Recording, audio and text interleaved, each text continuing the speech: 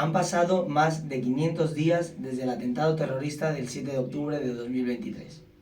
En este tiempo hemos vivido dos celebraciones de Pesaj, dos noches en las que, además de dejar una silla para el llano David, también hemos dejado un lugar vacío por todos los secuestrados que siguen en manos de Hamas, por sus familias y por todas las víctimas de aquel ataque atroz. Desde este programa, FGJ Talks, nos unimos a la condena más absoluta de aquella masacre y reafirmamos nuestro compromiso con la memoria, la justicia y la vida.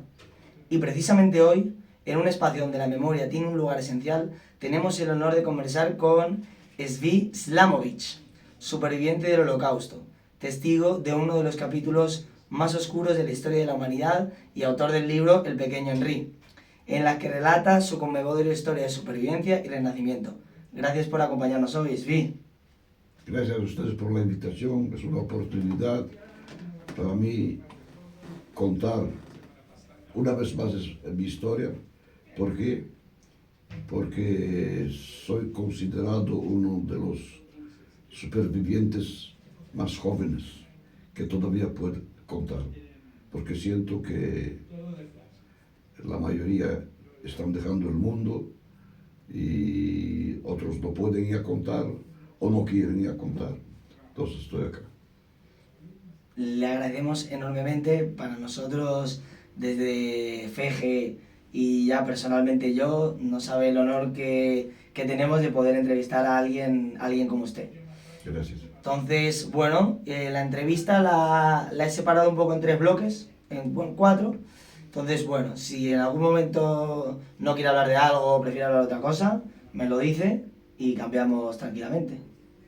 Perfecto. Bueno, quería empezar un poco por su historia. Quería saber qué primeros recuerdos tiene de su infancia en Bélgica durante la ocupación nazi. Sí, sé que era muy pequeño, pero si tiene algún recuerdo. Ninguno. Ninguno. Cuéntenos cómo es para los que no conocen su historia, cómo es su historia, su vida, Mira, nací en el 42, 1942. 1942 ya es en medio de la guerra. Y es después de la conferencia de Wannsee, de aquel mismo año. En enero hubo aquella conferencia donde decidieron a la solución final de los judíos. Entonces comienzan las deportaciones de Bélgica. Así fueron deportados en 25 trenes. Es decir, judíos, de acuerdo con listas de los nazis, tenían que presentarse en la policía, cada uno con su maleta, con el nombre en la maleta. Los llevaban a un campo de tránsito. ¿Por qué? Porque ese campo de tránsito estaba al lado de una estación de tren. Entonces llenaban el tren con 1000 judíos.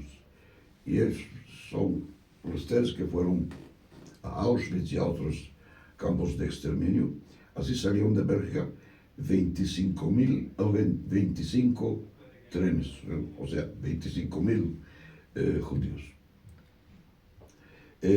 Ahora, tú puedes preguntar, entonces, ¿por qué traer un bebé en esa situación? Es justo la pregunta que me acaba de preguntar para hacerle. No, yo por ejemplo tengo otra pregunta. Mi hermano, cuando yo nací, mi hermano tenía 9 años. ¿Qué pasó durante 9 años? Que en general en las familias, bueno, viene un hijo o una hija, después de 2, 3 años, otro y así. 9 años. Y de repente, en medio de la guerra, un bebé. Hay dos versiones. Una versión es que en 1941, que es un año antes, los judíos no saben qué va a ocurrir. Y entonces se alimentan de rumores. Un rumor en ese año decía que los nazis van a esterilizar a todas las mujeres judías. ¿Sí? no hay más bebés judíos. ¿Qué ocurrió? Baby boom. Miles de mujeres judías están encintas, miles de bebés nacieron, y ahí nací yo también. No, como te digo, hay dos versiones. Esa es una versión. La otra versión dice así, que mi mamá, por la situación, la guerra, estaba muy deprimida. Entonces el médico aconsejó, tal vez un bebé le va a reanimar un poco la moral. Como le digo, no sé cuál es la versión verdadera, pero ahí llegó. Por ejemplo, llegó el tiempo en que mis papás se ocultan. Ocultarse con un bebé no es, No es fácil, ¿no? Me imagino que no es fácil.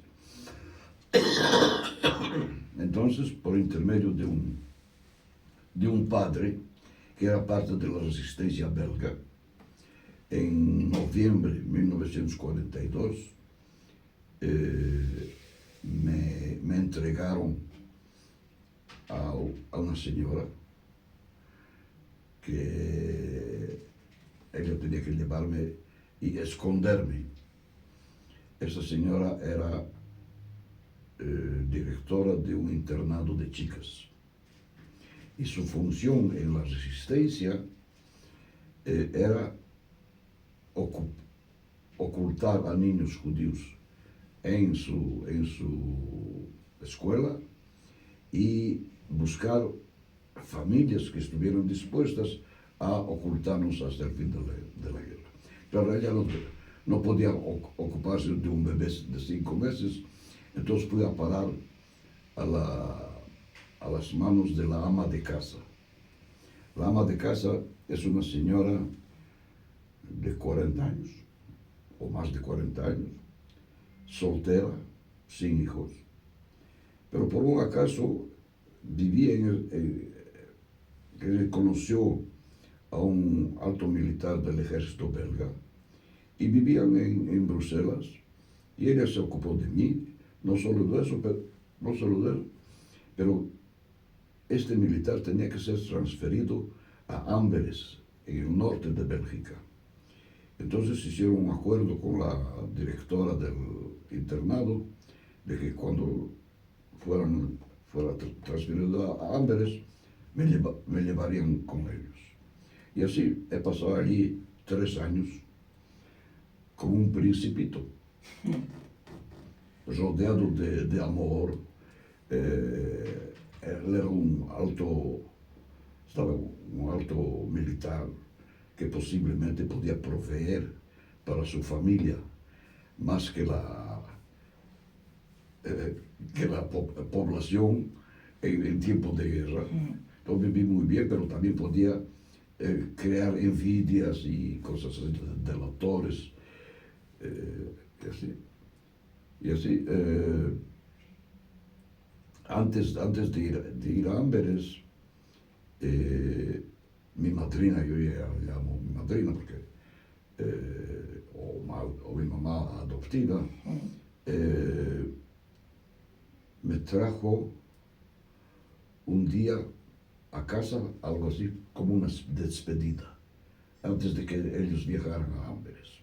Entonces tuve un par de horas en casa, entonces combinaron de encontrarse en un parque, y ahí va papá, la mamá, mi hermana y yo en el carrito. Llegan al parque, encuentran a la señora, dejaron el carrito a su lado, no cambiaron una palabra y salieron del parque. Cuando se salen del parque, mi papá le dice a mi hermana: tú quédate acá y seguila, ve dónde ella va a tu hermano. Le dio dinero para el tranvía y así andó un tiempo en un tranvía, bajó, andó unas calles, entró en un edificio y mi hermana volvió a casa. Papá preguntó: ¿sabes dónde es? Yo digo, sí.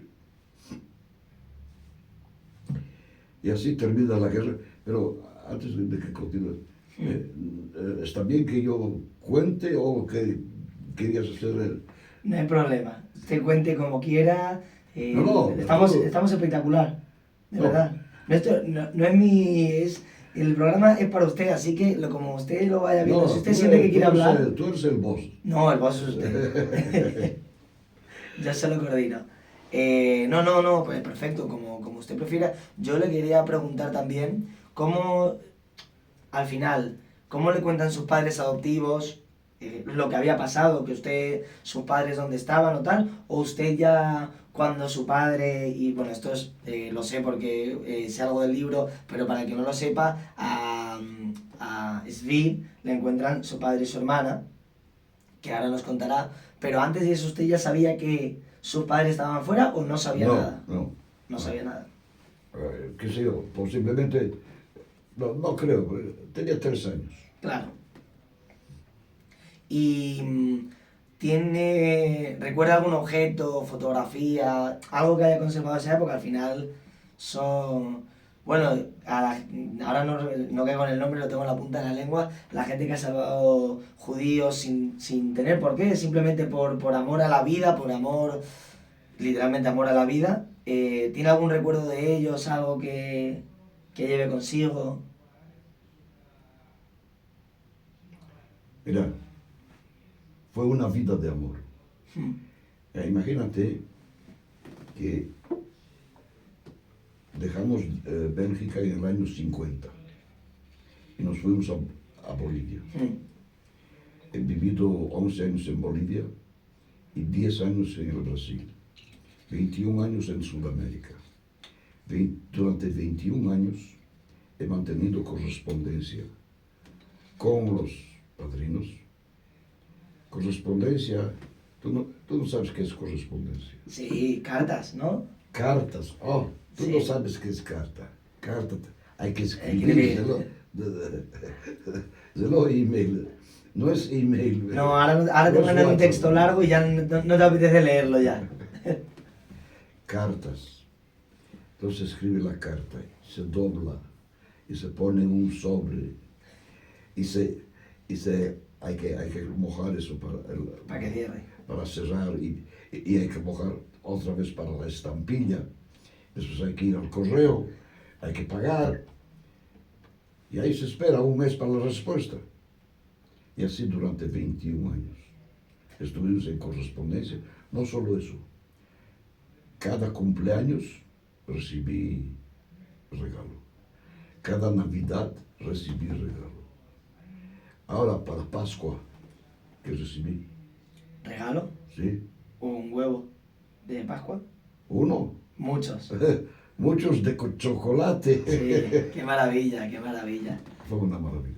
Sí, la verdad. ¿Cómo se llamaban ellos? Por nombrarlos también aquí, que la gente sepa.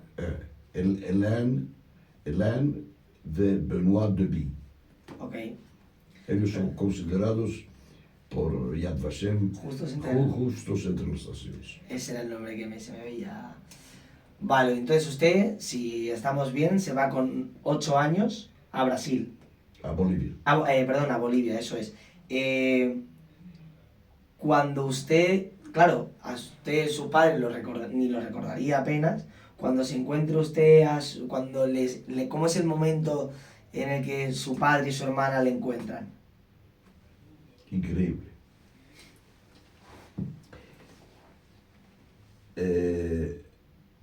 Mi papá consiguió esconderse con ayuda de la resistencia hasta enero 44. Ahí vino la Gestapo, posiblemente lo delataron y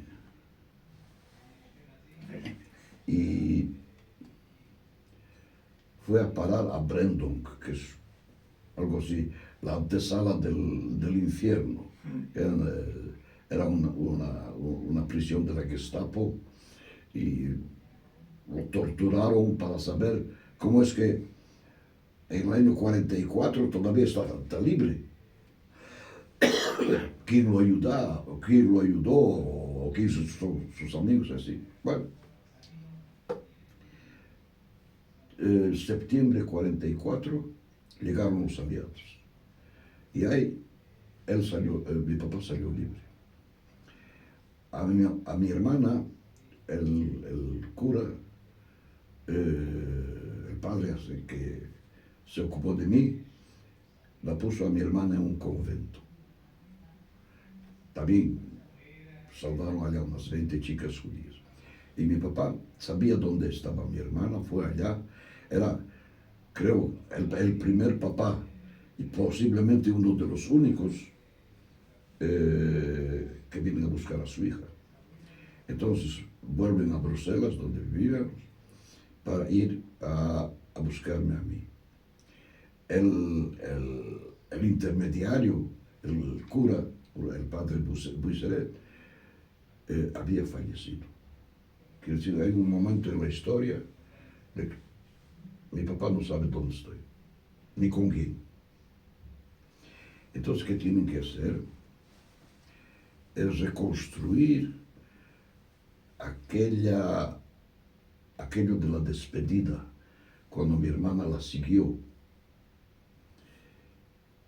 Pero ya pasaron 3 años. Y mi hermana ya no se acuerda cuál era el número del tranvía, 28 o 38 o 82. Y así horas y horas andaron en tranvías, andaron por las calles, hasta que llegaron a una calle y mi hermana dice, aquí no me es conocido. Y la buscó en los edificios y ella dijo, es acá. Mi papá toca el timbre, sale una señora de edad, una portera, y entonces mi papá tiene que contar también una historia rara. Hace 3 años entregué a mi hijo a una señora que no conozco. Y la señora piensa un rato y después dice, sí, yo me acuerdo, había acá una pareja con un bebé que no era de ellos. Así ella se acordaba. Entonces buscó entre sus papeles, no había orden. No había, ¿no? Y ahí dio el nombre. Mi papá fue a la policía con la ayuda de la policía. Me localizaron en el norte no en Amberes, porque en Amberes hubo en el final de la guerra muchos bombardeos. Entonces fuimos por un tiempo a la casa de la hermana de la madrina, en una aldea. Y ahí me localizaron. Bueno, entonces mi papá y mi hermana toman el tren y viajan a aquel lugar. Pero mi papá durante ese viaje piensa, ¿qué va a decir? No conoce a esa gente. Escondió al hijo 3 años, vine a buscar a mi hijo y chao. No solo eso, mira, los belgas, como dijimos, con la Kavod, Sí. salvaron 3.000 niños judíos. 3.000. ¿Sabes? Para salvar 3.000 niños judíos, un periodista hizo un recuento que por lo menos 150.000 personas se ocuparon de aquello para salvar a 3.000 niños. Bueno, pero fuera de los 3.000 hubo algunos casos problemáticos. Gente que no quería devolver a los chicos. Gente que exigió dinero. O chicos que no querían volver a sus papás. Hubo unos casos, poco, pero hubo juicios así. Entonces mi papá no sabe cuál va a ser la reacción de aquella gente. Entonces, en vez de ir directamente a la casa, decide telefonear. Entonces telefonea, la madrina contesta, mi papá se identifica y la madrina no contesta. Que hay un silencio largo así, que mi papá pensó que ella va a colgar y ahí, ¿qué va a decir? No, ella fue a llamarme. Yo tenía 3 años. Ella me da el teléfono y me dice así, di papá. ¿Por qué? Porque ellos me criaron que yo los llamo tío y tía, no papá y mamá. Sí, allá por suerte que mis papás volvieron de la guerra. La verdad que sí, la historia es increíble, pone... Pero, pero, un bello día, mi mamá salió de la casa, fue a ver a su hermana menor.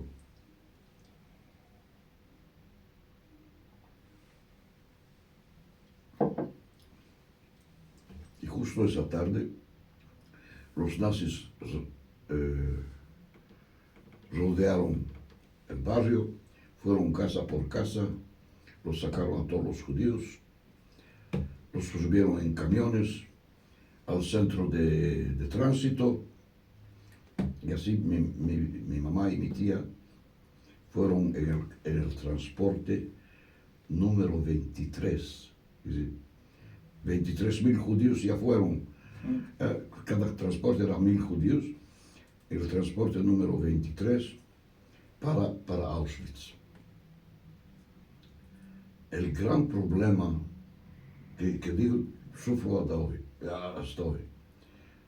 Primero que no conocí la mamá, crecí sin mamá.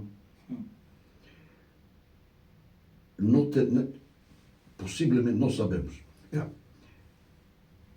No sabemos también en qué situación o cómo murió, posiblemente en las cámaras de gas.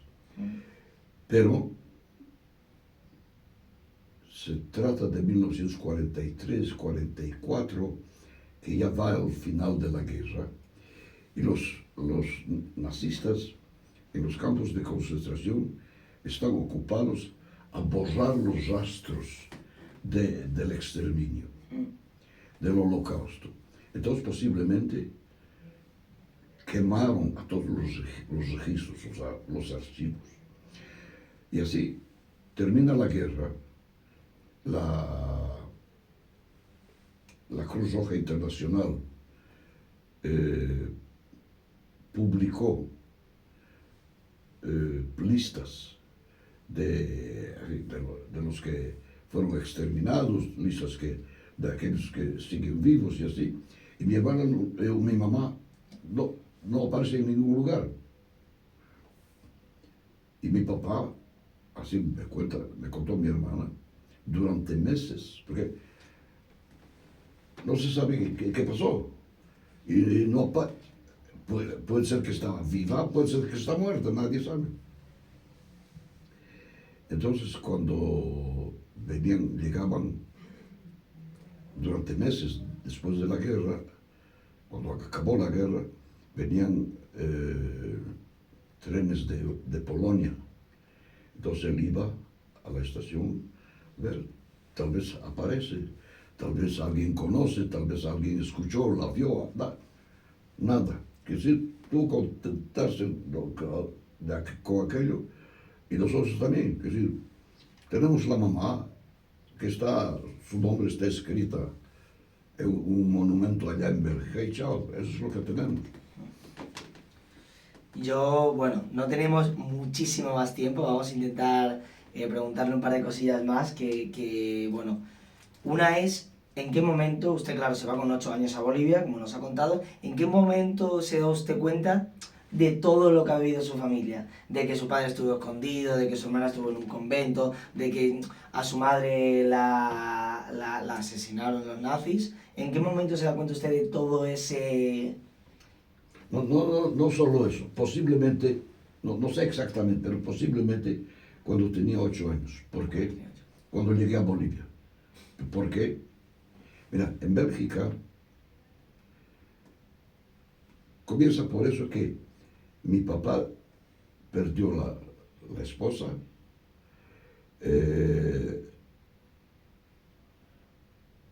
mi papá no cree en nada.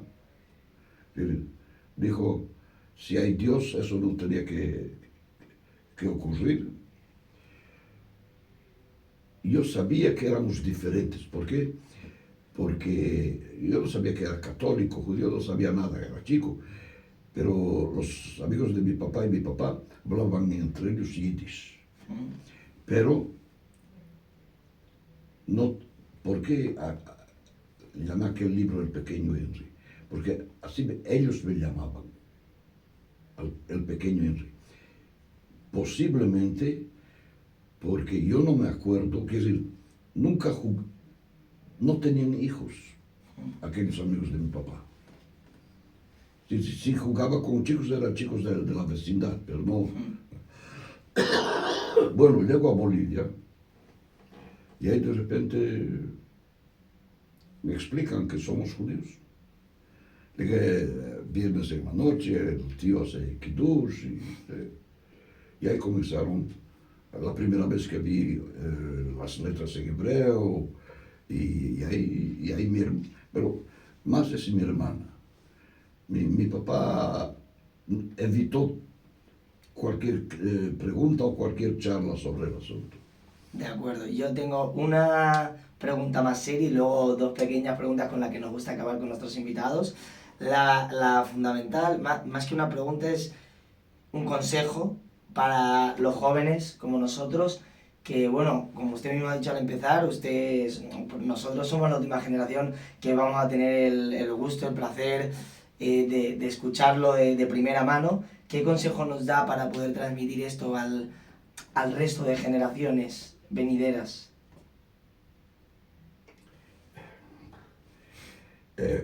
Primero, ¿por qué esta historia es especial o es interesante? Es que muestra dónde puede llegar la discriminación, el racismo, el odio, dónde ha llegado a 6 millones de judíos y otros millones de...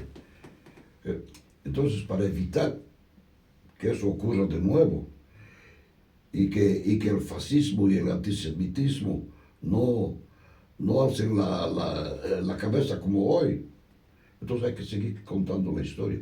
No hay solo eso. Cuando yo me vaya a mi mundo, como dicen en hebreo... Dentro de mucho, a usted le queda mucho. ¿Qué va a quedar? Películas de Hollywood, muy románticas, y videos y fotografías de los judíos en blanco y negro que fueron filmadas o tiradas por quién? Por los nazis. Por los nazis. ¿Para qué? Los nazis no hacen nada de gratis. Si se hace eso es para denigrar, para mostrar cuánto los judíos son miserables. Entonces, cada vez que pienses, que veas aquellas películas, que piensa, ¿quién filmó aquello? De acuerdo, pues muchas gracias. Te quiero hacer dos preguntitas ya en un tono más lúdico, que es si tuvieras que elegir dos personajes judíos a lo largo de la historia, uno para cenar y otro para irte de fiesta. Uno para irte a cenar, solo a cenar, a hablar, tal, y otro para salir de fiesta toda la noche. De cena, Elie Wiesel. Vale. Y de fiesta,